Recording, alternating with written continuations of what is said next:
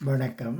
இப்பதிவினை முதல் தடவை பார்ப்பவர்கள் அல்லது ஏற்கனவே பார்க்க தவறியவர்கள் சப்ஸ்கிரைப் பண்ணி பார்க்கும்படி தயவுடன் கேட்டுக்கொள்கிறேன். தத்துவங்கள்.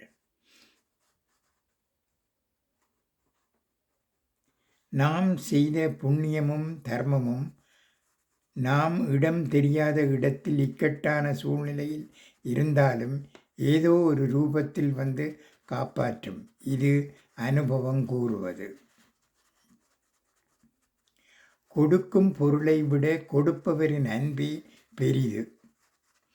பொறுத்து கொள்வதைக் கண்டால் அடிப்பவனுக்கு கொண்டாட்டம்.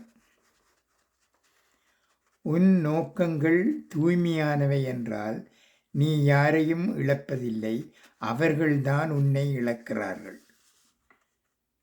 நன்றி, வணக்கம்.